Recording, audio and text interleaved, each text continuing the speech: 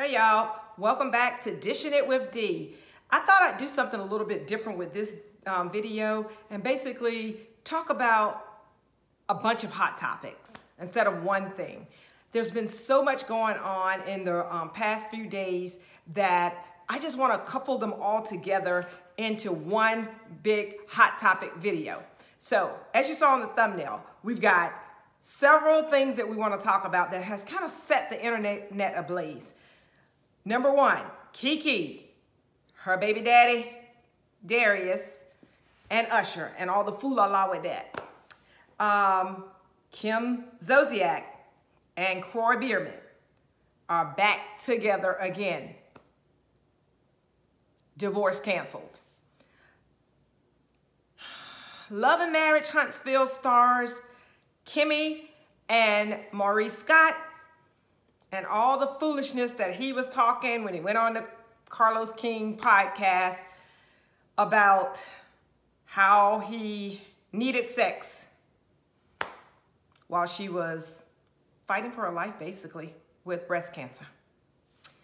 And finally, J-Lo. Now, I love J-Lo, but she has recently launched her alcoholic beverage line of cocktails, and she's receiving a lot of backlash. So anyways, let's get into it. All juicy, all juicy. So let's talk about the low-hanging fruit. I bet you know which one that one is. Basically, it is Kim and Kroy Biermann. Did anybody see this one coming? Did anyone see this coming? Well, I just did, well, actually it was my first video about them and all the shenanigans about their financial situation. And the latest one was Kim was being sued by Target for $2,400 on a Target credit card. That reeks broke. So, all of a sudden, now, it was just announced yesterday, Kim said, what did Kim say? I want to quote what she said. Let me find my notes here. Kim said, basically, we are now getting along, and so we are calling it off. She said, we're getting along so well, so we're calling it off. Why do you think they changed their mind? Well, I can tell you. This is my opinion. It's my show, so it's my opinion. Okay. Kim and Kroy, you have no money. You realized it. Finally, you have no money to support all these attorney fees going back and forth and back and forth and back and forth. You owe so much money to the IRS. Your house is almost in foreclosure, or has been twice already. You can't even, your lease on your Rolls Royce, people coming for you for that. You've got, gambling casinos coming for you for debts that you owe to them. And now Target. Target is really low on the totem pole with $2,400, and they can't even pay that. So I think they really have just decided, hey, you know what? It's cheaper to keep her. It's cheaper to keep him. And you got nowhere else to go. So what are you gonna do? You might as well stick it out and try to figure it out amongst the two of you. And how do you get yourself out of this bind here? Instead of pointing fingers at each other like this, because neither one of you are taking full accountability for the ruins that you've gotten yourself in. Kim, you smoke like, a chain, whatever, and you spend money like the faucet is never gonna turn off. And Kroy, you just as accountable because you are not able to say no to Kim. And so you're equally at fault at what you're in right now. So basically, you should stay together, for the sake of the kids, try to work it out. And Kim, no, the deal must have fell through at Bravo. Nobody wants her back over there on the Real Housewives of Atlanta. And also she knows that there's no Big Papa to come and save her. Now, when you had Big Papa, you only had 2 kids. Now you got 6 kids, okay? Big Papa ain't gonna save you this time. Big Papa's probably happy with his wife over there in Atlanta in their big mansion. And yeah, what you gonna do? Find a rich old white man in the 90s, like, you know, just that don't need anything but just look at you and, you know, see how pretty you are, whatever. But you got 4 kids that you be bringing along with it, because the other 2 are, you know, adults. But this is the best thing for you. Try to work it out. Do better this time. I don't know what, I mean, I don't know. Like I said in my other video, please go check that one out and listen to that one. But I don't know what they're going to do. That's all I got to say. But anyways, it's canceled for right now. I'm not surprised. Anywho. All right. Let's move on to the next topic. I think I want to talk about J-Lo. Now, J-Lo, I really, really like you. And the reason why? Because J-Lo is a Leo. Okay, her birthday is July 24th, same as my daughter, and mine is July 25th. So I know how we are. We're about going getting our coins. We're about, you know, making a bag and what have you. J-Lo just announced, I think it was back on Tuesday, that she was her new brand of flavored spritz cocktails called DeLola. Okay, now I want to quote what she said basically about this. She said, I've been grinding nonstop for decades, and more, I realized the importance of enjoying life. I just wanted to create something better tasting, better ingredients, something I want to drink with my friends and family. That's why I stopped. Let me read that again for you. I just wanted to create something that I can drink with my friends and family. Underline family. Now, the reason why I underline family is you married Ben Affleck last year, I believe, July 2022. He has an alcoholic problem. Okay? Number one, you've always said that, hey, you don't even drink. Now, I'm okay with that part of it, okay? People can sell anything. If she felt like this was a good idea for her, you know, it was a good opportunity for her to make money because other people enjoy the pleasure of drinking, and I can put my face on it and provide something of value to people that actually drinks. I don't have a problem with that part of it. A lot of people are, the internet is ablaze and pushing back. She's got a lot of backlash because of the fact that they said, oh, you say you're drinking and now you're pushing an alcoholic drink. I don't have a problem with that. Let me just state that right up front.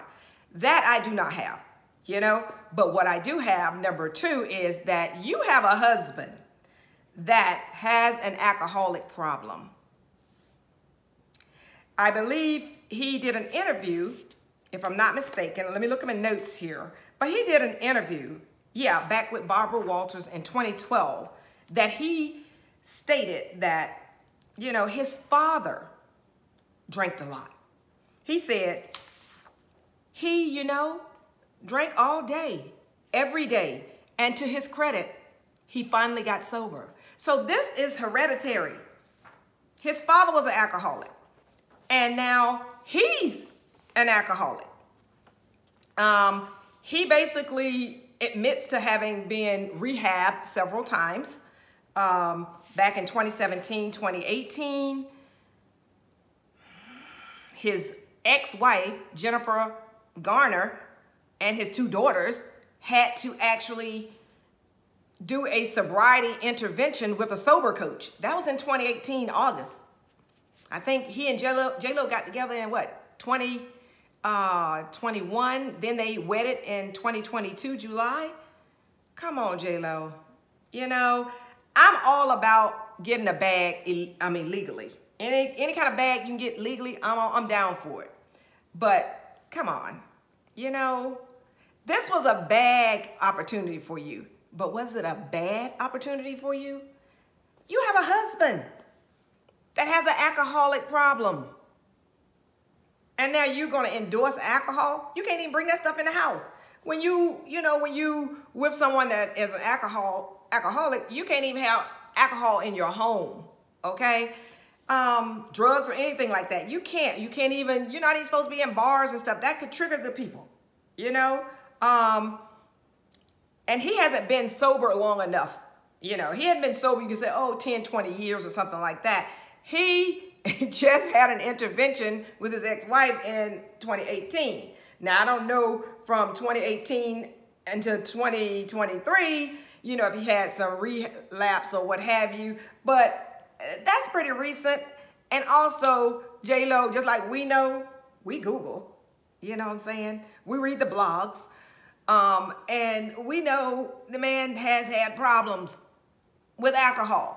Now, this is not a good look for you. It ain't a good look for you to sit here and put your face on some alcoholic beverages. Now, I know these, you know, cocktails don't have the alcohol content level that, you know, liquor and stuff like that, you know, but nonetheless, it doesn't look good. And as a supportive wife, you need to be there for your man. You know what I'm saying? How did you go about when you did the taste testing? Did you bring him along? Did he sip and taste and say, oh, this is good, this flavor's good, it's got the right amount of alcohol content in it? I mean, I'm just saying, come on, J-Lo, you know, make it make sense. That's a no. Like I said, this bag here, you could have just left, and I know you got some skincare lines and other things like that, but you could have grabbed another bag. You know, they could have...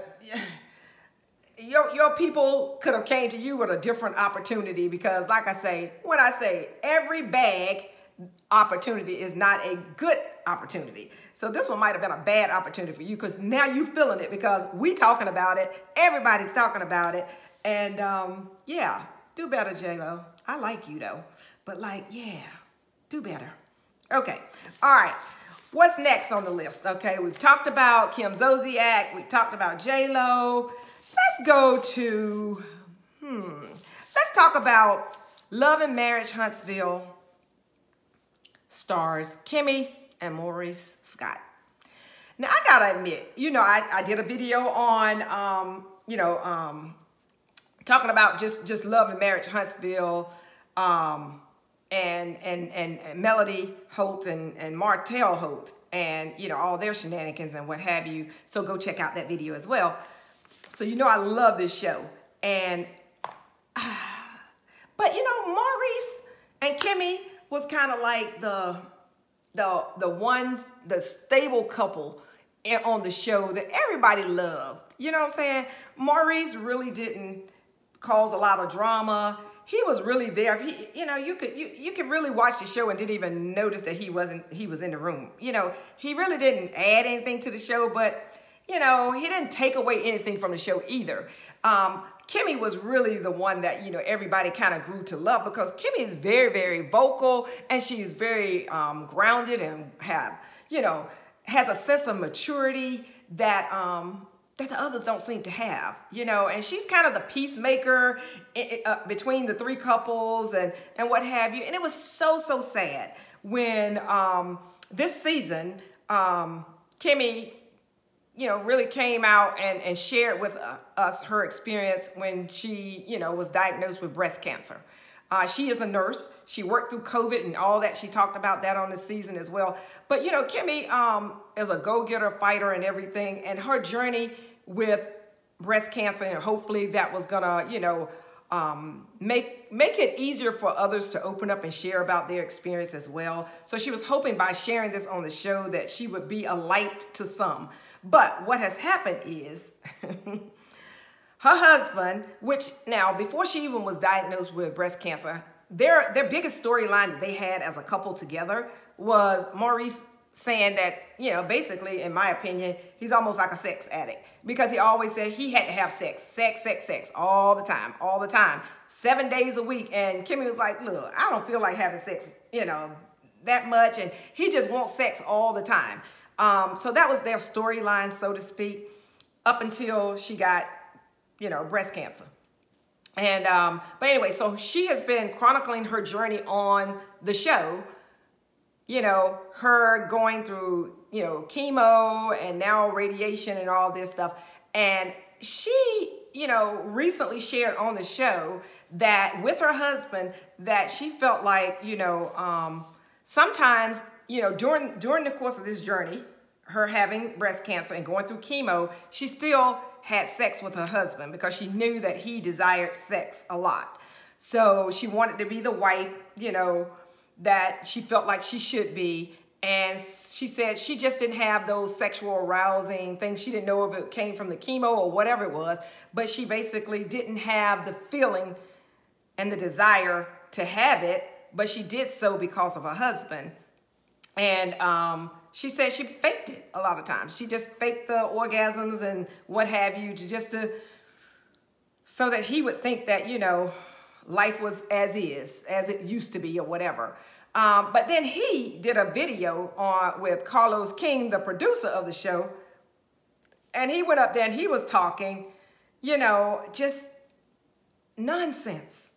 I mean, about that, right? When they were recapping about the episode, when she said she was faking it and stuff, and he basically, he said some nonsense to the effect that, he said that, what was it? He said that, he basically really thought it was such a, for Kimmi to actually do that and love on him and love him enough to want to please him even when it was not pleasurable for her and she was going through that ordeal. That she put me first, made me a priority. And he felt like that was, such a big deal, that she thought so much of him that she prioritized her. So, I mean, he's just, like I said, there's some buttholes on that show. Martell is a butthole. Even Marceau is a butthole to his wife, in my opinion.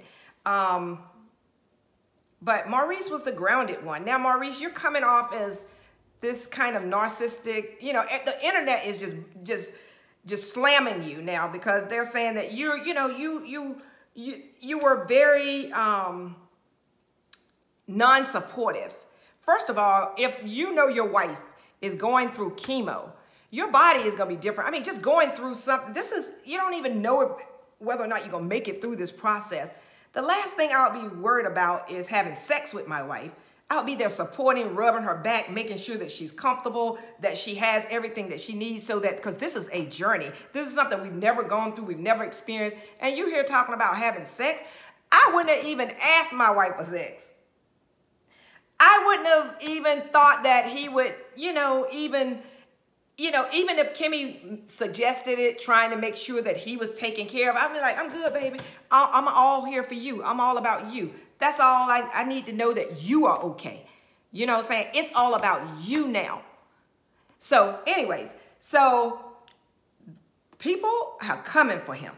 They are coming for him. So TGIF with Funky Dineva, Claudia Jordan, and Al Reynolds, they have, a show called TGIF on YouTube, and they had them on last night, both of them, to try to help clear the air about all of the swarm around this situation. And oh my gosh, Claudia kept asking him to, if you could rewrite the words that you said about, your wife on the podcast, go listen to Carlos King. You can find out all the exact things that he said, but I don't even want to repeat it up here because it's like I say, it's just, but anyways, less than humane in my sense. Like I said, and on the show, when they were both up there, Kimmi was doing all the talking, and Kimmi was actually kind of still, once again, covering for her husband, supporting him, trying to make what he said not seem and appear to us to be as bad as it did appear to be. But it was a failure. Because by the time they got off that show, they were both sitting side by side, and it was kind of like, she kept sinking further and further in the chair, in my opinion. Claudia said, you don't look comfortable. Or no, it was Funky Dineva said, you don't look comfortable, Kimmi. And it's just like, because they kept asking Maurice, what would you say differently? And he said it was all taken out of context. Of course I would say something different, but it was all taken out of context. That's what he kept saying, but he never said what he would say differently. And this was the platform, because these people have over 400 and some thousand followers. They're on 5 nights a week, Monday through Friday, 8 p.m. He had the opportunity, because I think we were watching, it was maybe like 6,000 people watching live that night. And he had the opportunity to say to his wife, I'm sorry, I did not mean it in this manner. Even if you already said that, but you had the opportunity to say it in the presence of everyone. Because you know what? People going to take that video and now they're going to cut it up and they're going to replay it and talk about it. So you had the opportunity to, you know, redeem yourself, and you did not. So Maurice, now you are a butthole. I mean, I'm like, I don't know what to say now. They come on tonight. Because they come on Saturdays on OWN, Love and Marriage Huntsville, 8 p.m. I will be checking in and watching. But this has all been pre-taped and everything. But the fact is, real time, you had an opportunity, Maurice, to just save face, and you didn't. You didn't. And like I say, you know, they've only been married. They got married during the course of the show, because I think, yeah, they had their wedding on the show. So they only been married 3-4 years.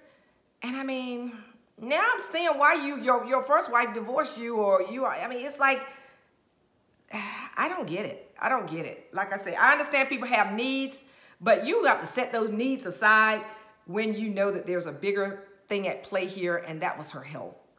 And not knowing where, and she had an aggressive form of breast cancer, not knowing, you know, just being in tune with your wife and understanding what she needed for that time period, and you're not there. And then to go on a podcast and then still talk stupid and out the side of your neck about it, it just wasn't a good look. And like I said, now I have X'd you as well, along with Martell and Marceau. So that's all I got to say about them. Okay, the final one that we're going to talk about is Keke Palmer. I love myself some Keke Palmer.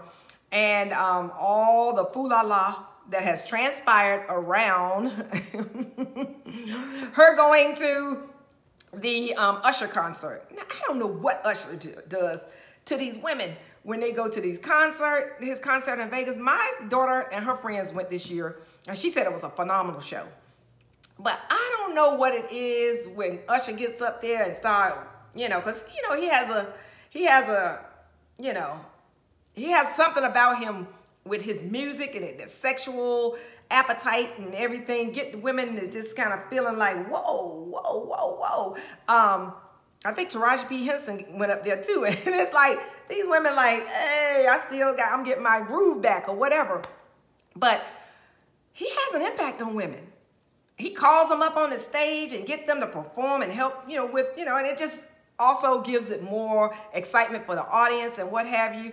Well, Keke had on a sexy ass outfit. You know, everybody wearing that sheer stuff, you know, and Keke's only 29, but she just had a baby, like February this year. So the baby ain't even 4 months old or whatever, with her baby daddy, Darius Jackson, Dalton, whatever. She just had a baby with him. And now, I don't know, but you know, most people, when they have babies and they get that extra weight, it be in places that you want to get rid of and try to get rid of real quick, right? Either through breastfeeding, working out in the gym, not eating at all, or whatever it is post-delivery of your child. But Keke got her a BBL. And I don't mean a BBL like the BBLs that you get under the knife. She got the baby body lift, okay? So that baby gave her some boobaloops, gave her some bottom, and some thickums in all the right places. So she got a BBL, that's a baby body lift. That's what she got. That baby gave her lift. And she looking out here looking fine, fine, fine, fine, okay?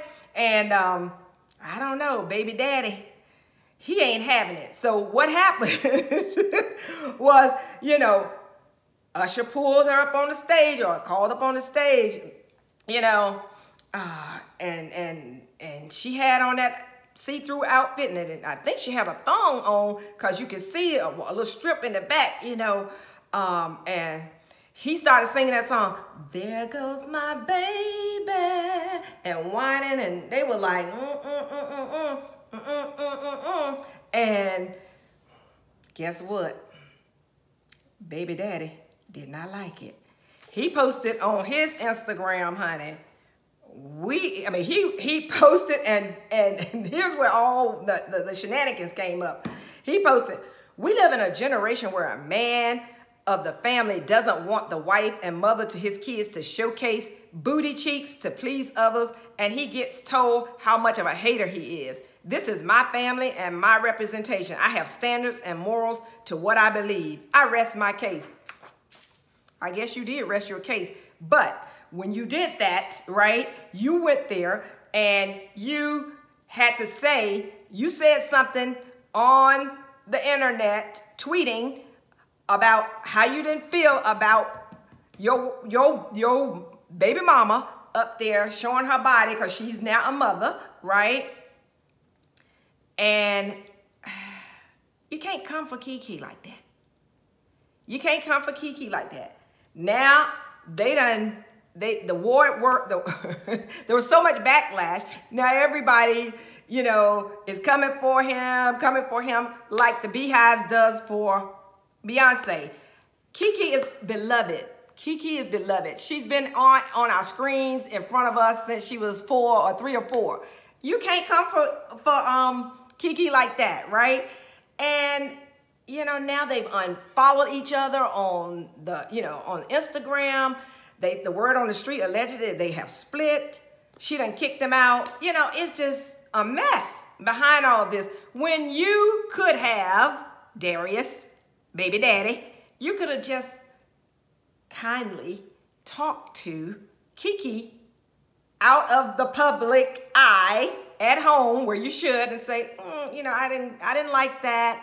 And let's move forward. Moving forward, maybe not be so, sexually suggestive outfits, blah, blah, blah. You are a mother, yada, yada, yada. Handle that business in the house. But they both 29. They're young. They don't know. They're young, okay? They don't know. And, Keke had that baby, like I say, 4 months ago, and she's been in the streets ever since. And most of the time she had a baby with her. And she didn't have a baby with her at the Usher concert. No, she did not. So, yeah, and this guy, she got with him in 2021 or something? This is a new relationship. New relationship. And nobody knows who he is. Well, I don't say nobody knows. I didn't know who he was. I'm like, you ain't on the level with Keke. I say, know your place. You know what I'm saying? You can't go start no firestorm like this. You a house baby daddy, right? Do you have a job? You need to kind of know your place, know your place, fall in line.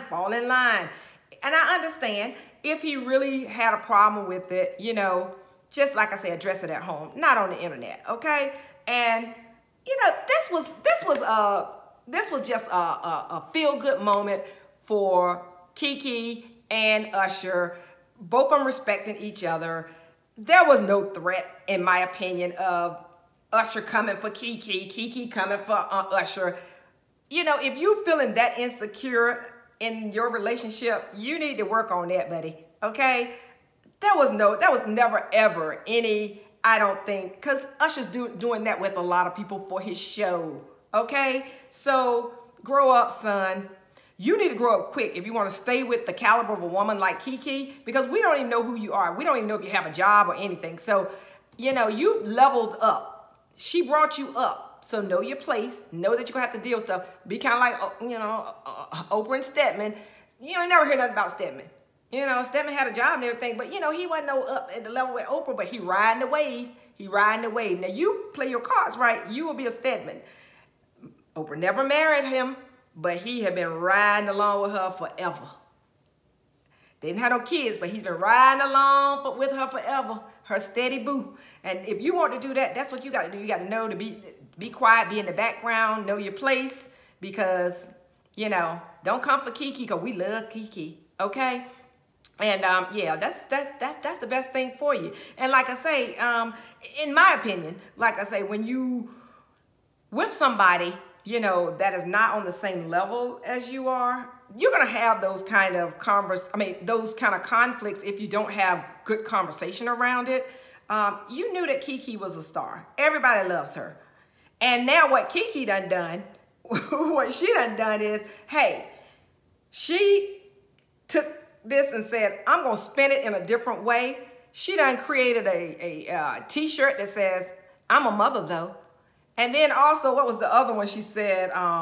It said, I'm Stevie to the bullshit. Now that means, I think it was Stevie Wonder. That means because she got her face up there with some glasses on. So I think she meant with that one, she said, I'm Stevie to the bullshit. That is, I'm blind to all of this. I ain't even looking at you. Okay, I'm not even gonna talk about this ish that you got up here that you dishing. So she done turned that whole negative narrative into a money bag, a money grab. She reminded me of Candy Burris on the Real Housewives of Atlanta and said that, hey, you know what? When they said that, I think it was Phaedra and Parks and Portia was saying, Williams saying, hey, she has a sex dungeon in her basement. She said, okay, if y'all say I got a sex dungeon, I'm going to take this and flip it. So she created a sex dungeon tour that sold out all across the country. So she Candy Burris know how to take lemons and make lemonade. And it looks like that Keke's doing the same thing. She spent this narrative around. She's selling shirts, you know, and she's also her big boss. They said, because I think Usher tweeted back and said that she was a big boss or something like that. And then they said that has sold out as well. So homegirl's taking this. She done blocked you. Y'all done unfollowed each other, scrub your Instagrams, with pictures of both of you off of each one of your Instagram. And they, like, hey, she's like, I'm moving forward because, I am the big boss. Remember that. I'm the big boss, okay? So anyways, Darius, all I can say, I'm not saying she done with you completely, but if she takes you back and y'all get back together, mend fences, know your place. Know your position. That's it. That's the word. Know your position. Everybody needs to know their position. And trust me, your position is in the back. Okay? And as long as you're okay with being in the back and Keke in the limelight, you all will be fine. Just like I say, take a page from Oprah and Stedman's book and you'll be okay. Okay, that's all I got now for you. All right, I dished it up on a plate. Snack on it. Until the next time.